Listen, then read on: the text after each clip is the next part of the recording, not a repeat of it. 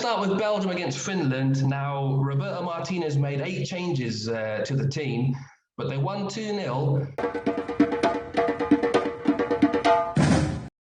Hello and welcome to Gulf News Kicking Back. I'm Imran and that's Matt and that's Shamsir and we're here to talk about football. As always, let's bring you a little bit of news first. Matt, this will interest you. Man City are ready to include Brazil striker Gabriel Jesus and England forward Raheem Sterling in any bid for Tottenham and England striker Harry Kane, who is valued at £150 million. Would you like to see that happen, mate? Yeah, I think I've been saying for a long time that we need a big striker. We've been lacking it ever since Ted and Jekyll disappeared. So we've always had Aguero and guys like that bagging in the goals from everywhere, but we've always been lacking that big striker. And if he can keep injury free, I think he'd be a brilliant addition. Yeah, they want to make the Premier League as Bundesliga. That'll be an interesting one. He's been in the news a lot. But how about this? Barcelona, they want to pair Cristiano Ronaldo with Lionel Messi next season. Will they be able to persuade Juventus to sell Portugal forward? We'll see, but what a front two that would be, eh? Imagine that. Well, they'd have Sergio backing them up as well. Oh, yeah, of course, yeah. I can't see that happening at all, mate. It's all rumors. It's all rumors because that is not going to happen at all. Because why would Cristiano Ronaldo ruin his legacy with Real Madrid? He has got a legendary status. We all want to see Messi and Ronaldo together. It's going to be a great treat to watch, but it's not going to happen. No way. You're right. There's a similar story happening with my team there. Everton were obviously after a new manager, being linked with Rafa Benitez quite heavily. Obviously, one of Liverpool's most successful managers. I couldn't see him there at all. I just hope that doesn't happen. But yeah, with this Ronaldo, Messi, I think we just want to see them play together up front. But yeah, I don't think it'll happen. Anyway, there was 4 matches played last night, and I'm sure there was a lot of channel surfing going on to try and catch all the best bits. I know I kept trying, and every time I switched over, I kept missing all the goals. But anyway, starting with... That's today's show tags. Yeah. Let's start with Belgium against Finland. Now, Roberto Martinez made 8 changes to the team, but they won 2-0. But there was an unfortunate own goal from the Finland keeper. Vermaelen's header hit the post, hit the keeper, and it went over the line. And they needed a bit of luck to break the deadlock, didn't they? Yeah, I think it was to be expected because obviously the Belgian bench doesn't have the same sort of strength as some of the other guys do, as we saw Italy have the other day.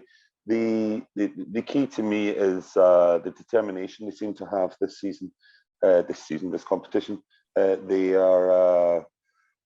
seem to have a will to win, and I think that's what's getting them the results. They know how to grind out results. They're not relying on pretty smooth flowing football. They're just they know how to get their heads down and get the result, and that's exactly what they did.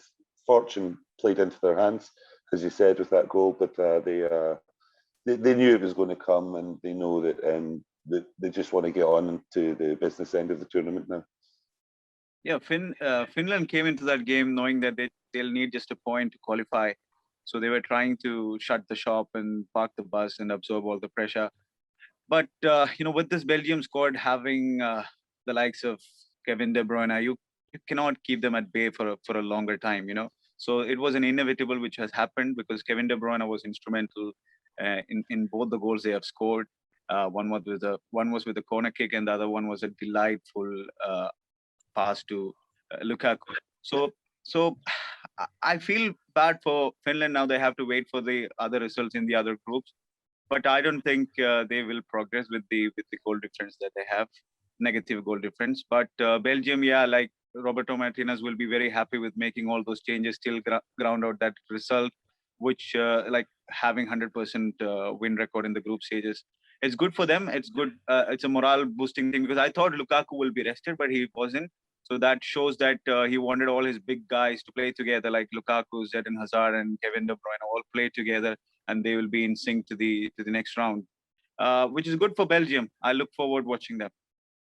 Yeah, that's a good point about Lukaku starting. I thought, like Italy did, that they would, well, they did, the rested 8 players, but Lukaku still got to start. Obviously, Martinez wants to keep some sort of rhythm going in the team. But like Matt said, they're not really playing the best. They're grinding out those results, but they're advancing. This is the first time in the history that they've won all 3 group games at a European Championship. So that's quite good from them. You mentioned Finland there, Shamsir. That's true. At the moment, they're waiting to see if they're going to progress. At the moment, I think Switzerland and Ukraine are ahead of them. They've got a better goal difference. Will they progress? We'll have to wait and see. But what Belgium's win means is that England, Czech Republic, Sweden, and France are all guaranteed to progress because they've all got 4 points already. So that's a relief for all 4 of them, isn't it? Yeah, they are. We talked about this at the start of the tournament. That 3 may be enough to get you through, but 4 would be the magic number in order of getting into the last 16, because there's so, there's so many avenues of being that 3rd place team in different scenarios that, some groups you might see it's enough to finish 2nd and have less points than some of the teams that are finishing 3rd. But if you want to get at least 3rd place and get into the last 16, you'll need 4 points.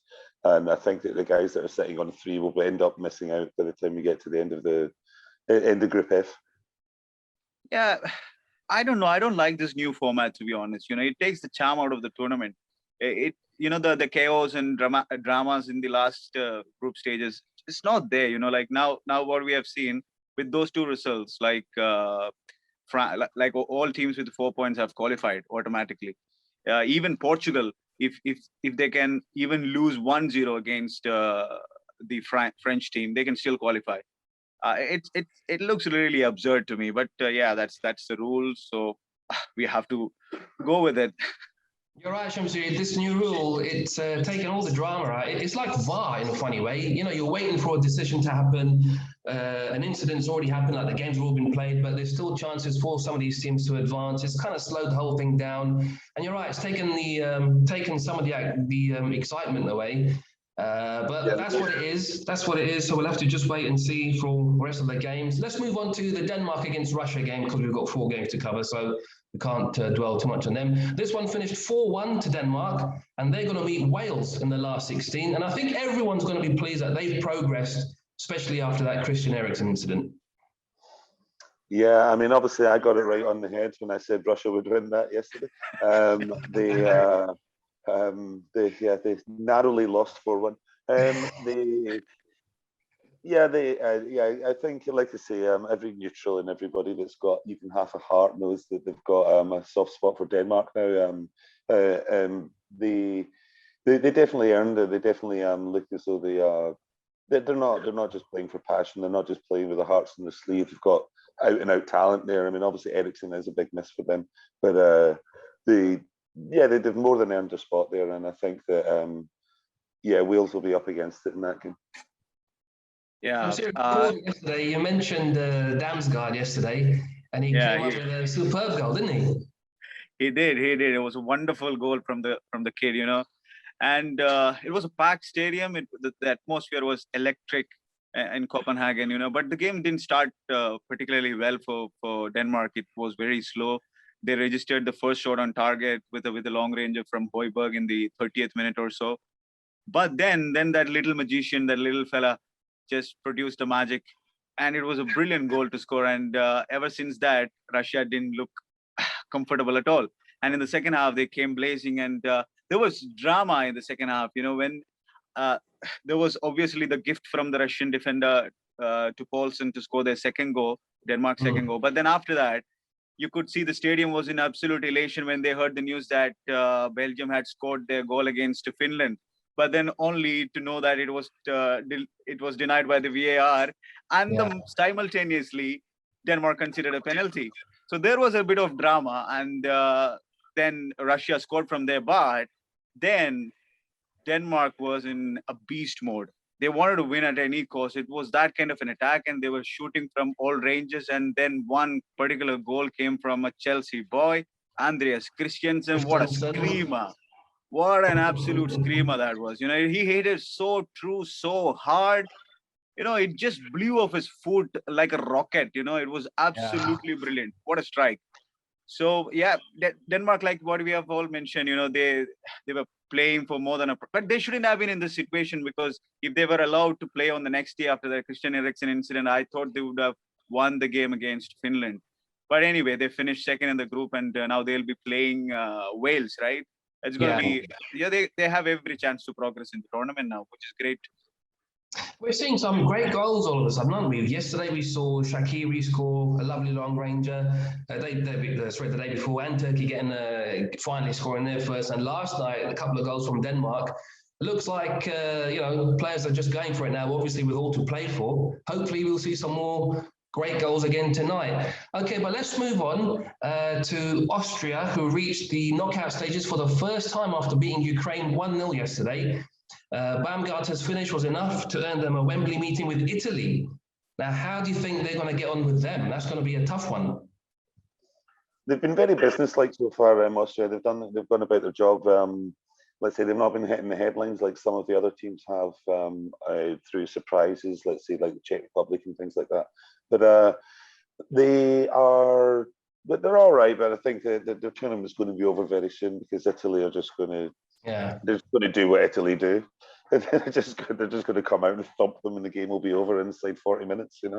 At least that's the way it should be. But as we know, when you get into the knockout stages, one slip up, one referee decision, and it can all change. In theory, Italy should just be able to just breeze past these guys. They've done well to get out of the knockouts, but I don't think they'll be going any further. Yeah. I was really disappointed with Ukraine yesterday, because they're big game players like the Yaremchuks, Malinovskis, and Zinchenko's. Everyone was misplacing passes, man. It was horrible to watch. Especially in the first half, they couldn't pick like few passes together. That was absolutely horrible to watch. But in the second half, they got it. Austria could have finished the game in the first half itself, but then the second half, Ukraine played a little better, but it was a nervy ending. But for Austria, that particular man, David Alaba, he was absolutely brilliant. The crosses that he was into the box and everything was absolute joy to watch. And he created, I think, 9 chances in that game, which is incredible for a player. And Austria, for the chances against Italy, on paper, I don't think they stand any chance. But the game is so unpredictable. You never know what's going to happen. But we all have to go with the Italy win against Austria. But whatever Austria has achieved so far, which is great for them for a nation, they can be all proud of that achievement. But I would really be disappointed if Italy do go out. I mean, we want to try and keep the most attacking, exciting teams in the tournament for as long as we can. Like we've said, Austria were very businesslike. They haven't really excited. But I mean, yesterday they had, in the first half, I think 13 attempts at goal. So they really went for it. And if they can play like that, I mean, not sure how they'll approach the Italy game, because Italy will make all those changes again. They rested those 8 players in their last match, so they'll be back. They'll be facing them at full strength. It's going to be a very interesting, exciting game. But I'm rooting for Italy. I hope that they go through. Yeah, for the good of the tournament. Exactly. Yeah. Exactly. All right, and last but not least, there was 2 goals from Wijnaldum and 1 from Depay to help Netherlands beat North Macedonia 3-0. Depay's now got 9 goals in his last 10 games for Netherlands. He's on real form, isn't he? Yeah, he's looking like the player that we hoped he would have let up the Premier League, but he didn't quite show up when he was there. The one thing for me that was, like the plucky underdog story again. North Macedonia could have been 2-0 up. They had a goal ruled off for a toenail by VAR, and then they hit the inside of the post shortly after, and it was like, it's that great. Devil may care. Let's give it all we've got, and again, that talent just got the Netherlands over the line at the end, because there's no way that North Macedonia could have sustained that over 90 minutes. And in the end, the Netherlands they rode that early storm, and then their talent shone through. Yeah, for Dutch, they're very exciting going forward, but they are very suspect in defense. If North Macedonia and Ukraine can break that defense with so much ease, I'm worried for them going forward in the tournament. Against the bigger teams, they'll struggle a lot, especially defensively. But they're an absolute joy to watch going forward. You know, the link up play with Depay, Malen, and Wijnaldum is absolutely brilliant. Especially Wijnaldum, he with his lung bursting runs from the midfield and a Lampardesque kind of finishes. You know, all these things are very, very interesting to watch. And now he has surpassed Van Basten in the number of goals scored for Netherlands, which is incredible for a player who plays in the deep midfield role. Midfield, yeah. Yeah, which is great. So he is such a versatile guy who has got an engine and who has got a very intelligent footballing brain. You know, he can play in multiple roles. He can play a deep midfielder. He can play as a box-to-box midfielder. He can come into the box at the right time and he can score goals. What a poach by poach. In fact, you know, for PSG, it's a brilliant poach. So he's gonna have a great player, and if he can play Wijnaldum in this forward role, he's going to score tons of goals for PSG in the French league. You're absolutely right. I mean, for Liverpool, we've seen him play in a more reserved defensive role. He never really ventures forward. We know he's got a lovely touch. He's a good football player, but for Netherlands, he gets to play this advanced role, and he really does shine, doesn't he, man? Yeah, I think that you absolutely nailed it there. Liverpool might have missed a trick in where they were playing him, because there was times last season when they were not firing up front, and they had lots of costly draws and silly losses in the few occasions. And had they decided, do you know what, Firmino's not doing it, let's get Wijnaldum up there, and then it could have been an entirely different story. He's going to be an absolute fiend for PSG next season.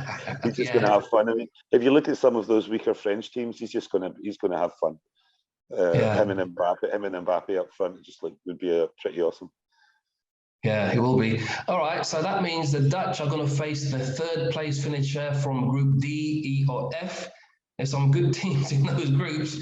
So that first game for the Dutch in that round of 16 could be England, could be Scotland, could be France, Germany, Portugal, could be anybody. It'll be a good game. It should be a very good game. But there was a nice moment in yesterday's game when the Macedonian captain Goran Pandev was given a guard of honor by his teammates when he was substituted to bring the curtain down on his international career. He's 37 years old. He'll probably move into management. We'll probably see him managing the team in the next tournament if they get through.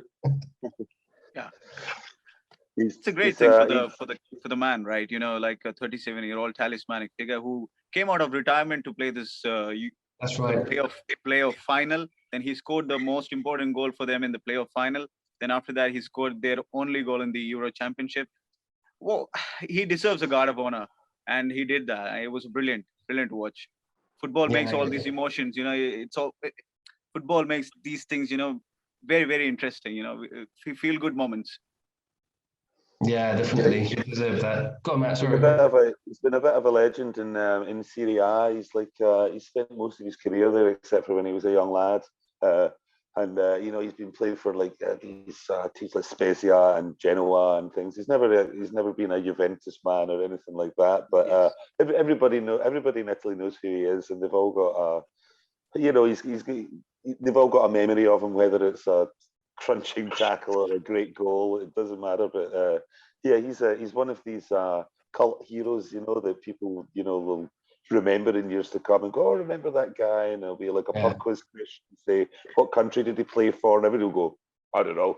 But, you know, he's one of these guys. It was good that he got a goal as well in the tournament. It was an open goal, it was a tap-in, but he'll remember this one quite fondly, I'm sure.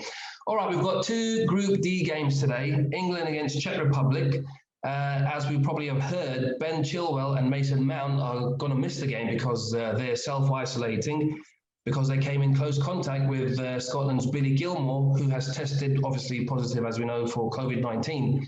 But even if they were both available, and judging by the way we've been playing, I don't think we would have won. I think this game had a draw written all over it from the start, and I still see it being a KG 1-1 draw. What do you think? Well, yeah, I mean, both teams are through. I don't see anybody risking their key players. I think Chilwell probably would have started in place of Luke Shaw, but Mason Mount probably would have been rested if given that they would want to give some of their other guys a run out, maybe Rashford or something. And I do think this is going to light up the tournament. This game, I think that both guys know that they're through, and who they face is out of their hands because they don't know what's going to happen in the other group, whether it's Portugal, France, or Germany, or even Hungary, and they're not going to be any necessary advantage of finishing first. So it's screaming 0-0. Another 0-0. But I think this is a chance for Southgate to try and test something else, something different from what they have tried in the last two games. He can bring in someone like Grealish from the beginning, or someone like Sancho, who had an absolute stellar season in Bundesliga. I have no clue why he hasn't got any minute under his belt so far, because he's a terrific player. He should be given chance because he offers something different from what Phil Foden and Mason Mount gives, because he offers pace and flair and a bit of everything. So if Gareth Southgate thinks, logically, he should be giving chances to these guys and see how they're going to perform. And for Czech Republic, they can just decide. If they draw the game, I think Czech is going to be finishing the top of the group, right? Top of the group.